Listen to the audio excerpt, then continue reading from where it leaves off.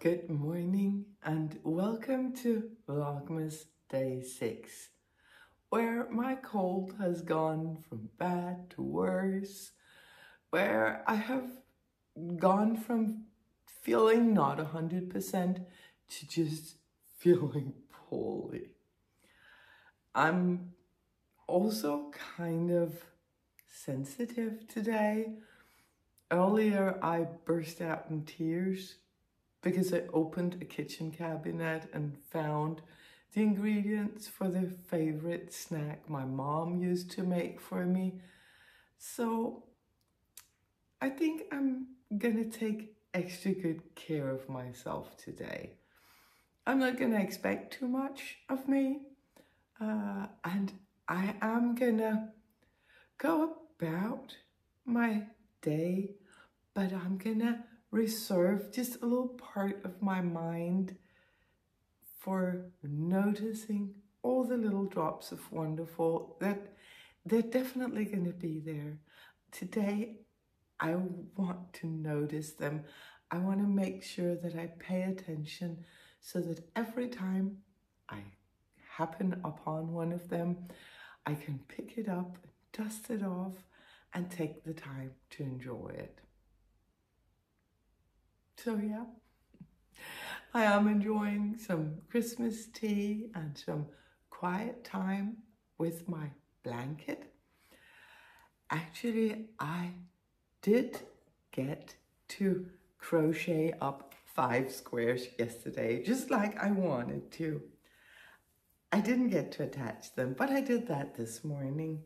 So there is a new stripe, or half stripe, I guess it is, on my blanket with a stitch marker placed on the yarn from my advent calendar yesterday.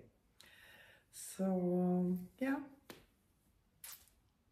still working on it, still enjoying it a lot. I already showed you the yarn of the day. I haven't started working it up yet. I don't know what I was thinking when I packed this. It's much brighter than what I would usually put in, but it's probably gonna look beautiful. And if I really hate it, there is no Advent police. It's not like I have to put the hexie into the blanket if I really don't like it once I crochet it up. But that's what I'm gonna do now. I am gonna crochet the hexie of the day and then just see how many more hexies will come about today. I also want to show you the progress that I made on the blanket that I cast on yesterday, because that blanket has given me so much joy. I keep it in this project bag that my friend Bitten gave to me. And I have made sure to attach a little yarn cutter because I am using the contrasting colors quite often. So I decided, no, I'll just add a yarn cutter to the project bag so I know that I have it around. But yeah, this is how much I got done yesterday. I started on the first stripy section, and I love how the two very different yarns are working together. The reclaimed yarn is very different from the alpaca yarn of the drop spooner, but I think they play together very nicely. So I am so excited to see this grow. It actually reminds me, the process of knitting it reminds me of knitting the half and half triangle squares. I knit a couple of those a while back, and I really enjoyed the slow rhythm of these knit stitches, building on knit stitches. No fuss, no worries, just stitches flowing from one needle to the other. This is exactly what I need right now. So that is definitely gonna get some love today as well. Actually, talking about the little drops of wonderful, I do have one drop of wonderful to share already. It's kind of silly, but it made me smile, and everything that makes me smile on a day like today counts for sure. It was actually last night I got a message on Instagram from lovely Ivana from Republic of Me. She was asking me, she had heard that in Denmark you could see signs in traffic saying fart bomb. And she was asking me, is this true? And I was like, yeah, that's totally true. And not only fart bomb, you'll also see fart control and loads of other childishly funny signs. She thought it would be nice to know in case she ever came to Denmark and maybe even rented a car to come around here. And I agree. It's funny because I never thought about those signs until a couple of years ago. A friend from the US visited and they were cracking up when they saw the fart control sign. They're like, what? Fart in Danish means speed. So there. It's speed bump, speed control. But yeah, now I shared it, now you know. And you know what? If you ever come to Denmark and see one of those signs, probably you're gonna remember me, which is just another drop of wonderful to lighten up my day. I am gonna start working on today's hexie. Later today, we're gonna go look at some Christmas lights. That's not really a thing here in Denmark, but there is one specific road not too far from us where they made it a thing. I am up in my craft room now. I'm preparing some placemats for the Christmas party tomorrow. I need a few extra because we're going to be more guests tomorrow than we were last week. And as I was getting ready to do this, I was suddenly reminded that I actually got some questions last week about the way that I set a table. I think that what people noticed was actually the result of 12 years in a Buddhist temple. In a Buddhist temple, all these seemingly mundane tasks like sweeping the floors or cooking the food or setting the table, they're seen as part of your practice, part of your mindfulness practice. And they're really good for that because actually the task itself will serve as a little bell of mindfulness, if you will. If you're not really mindful, if you get all caught up in yourself and, ooh, look at me being all mindful and dwelling on sensation and again, me, the task will suffer. The task will tell you, either in the case of setting the table will look bad, it won't look neat, or a mob of hungry people are going to serve as a not so subtle bell of mindfulness that you were taking too long doing this. You were not paying attention to the task at hand. You were being caught up in yourself. So what I learned during those years was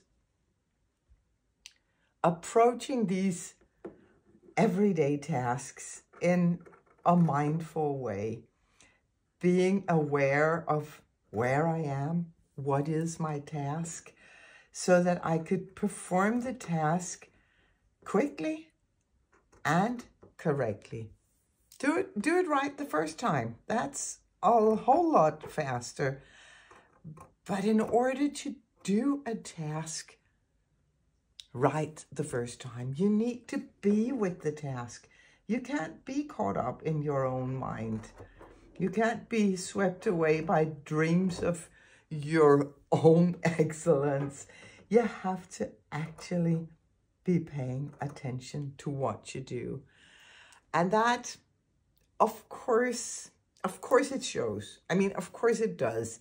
When you do something for a very, very long time and it is something that is important to you, the way you do it is going to change. So the way that I set a table, it probably looks different from before my training. So I'm pretty sure that that was what people were noticing when they asked me about this setting the table thing. These little piglets, I love these little piglets. My mom made these piglets back in 1979. They were in a Danish interior magazine. It was a really good magazine back then. Bo Bedre. I don't care much for it anymore. It seems to me that these days it's more about really expensive furniture that no one really can afford. But back then it was about ideas, fun ideas for life with kids, life as a family. And one of the Christmas ideas in that magazine were these little piglets. And as soon as I saw them, I was like, Mom, we need those. So she made those. She was being a lot more meticulous than me. She would cut them out and then she would zigzag around them. I'm not going to do that. Mom she was much more meticulous than me, and also she was a visit with the sewing machine, which I am definitely not. So I bought some fleece because the fleece is gonna stay pretty much like this, even when with washing and everything. So I am cutting out piglets for the Christmas table in red fleece, and I am enjoying it. It is a little bit weird. It's maybe not so elegant to have your Christmas table covered in little piglets, but to me it means the world. You may be wondering, why am I not just using Mom's piglets? You know, I would love to use Mom's piglets. I would love to not have to sit here and do this. But 2 weeks before Mom got sick, she moved into a new house with a new boyfriend who turned out to be not the kind of person that I want in my life. He wouldn't let me have the piglets after Mom's passing. And I was heartbroken. My goodness, I was heartbroken for a while. And then I decided, no, he does not get to break my heart. No way. I cannot give him the power to break my heart. So I found an old photo of the piglets. And from the photo, I made a template. It took some tries, but I'm really happy with it. And then I got this red fleece, and I am making piglets for me and for my brother, and I am thinking about my mom as I'm doing it. I am enjoying the piglets on my Christmas table, and I will be able to enjoy them for many, many years to come.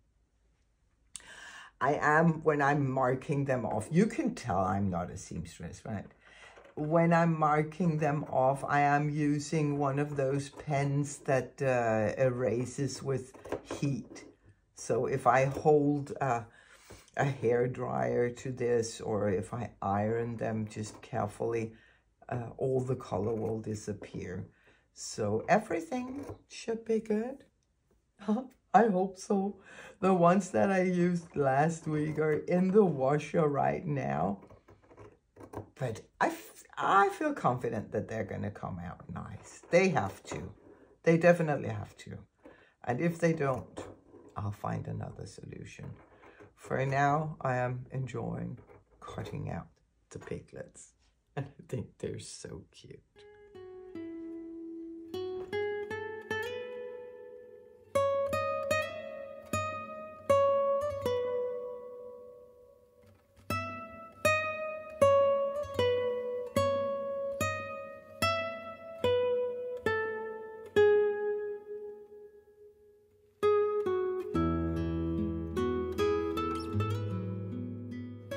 I'm gonna ask you a question, and the answer is no. Okay, no. So, have I been horrible today? No, you have never, ever been horrible. Thank you. Your car was. That was horrible. Not my fault, though. No.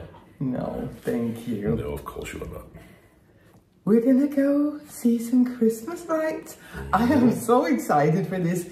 They renamed this street for Christmas. It becomes Glittervej. It's Glitterway. Yeah, Glitter Street. Glitter Street, yeah. Good. So I'm really excited for that. Do you think it's going to be anything like Deerfield in Plano? Wow. That is amazing in Deerfield. I hope so. That will be amazing. I hope so too. It's beautiful in Deerfield. I don't count on it. To be honest, I'm not I've never seen it here it. in Denmark like that before. No, we don't. So it's going to be interesting. We don't do Christmas lights like that. Not like we saw in Deerfield. No. So Plano, right? Yeah, that was Plano. Usually I don't travel well at Christmas time, but in 2021 we spent a big chunk of December over in Texas with our oldest son because little Lucas was being born and we wanted to be there for that. So we got to see a Christmas parade in downtown Dallas. That's right, yeah. And we got to see Deerfield, and it was an experience for sure. But Christmas needs to be here in Denmark, right? Yeah, it does. It really does. It's the best. It is. Christmas in Denmark is just wonderful. Yeah. So cozy. But we are gonna go watch the Christmas lights. One thing I almost forgot is the sweater of the day. Today I am wearing my Advent sweater from a couple of years ago. It's called Jericho's Rose. And again, this is also made to be knit with a Advent calendar for the yoke here. So what you do is you actually start it, you work it bottom up. And the idea was that in November you could work the body, you could work the sleeves, and then come December 1st, you could start using your Advents as you were opening them up. And Peter is wearing his cat number 6, the sweater that started the whole cat number 6 sweater thing. My favorite. Your favorite, and it's beautiful on you. It is so nice. I feel so beautiful when I wear it. You are beautiful when you wear it. Not wasting any dreams this Christmas. I've made my wish upon that star. The only dream of which my list consists is to always be wherever you are. This year there will be no praying for the snow to fall. It would not make a difference to me.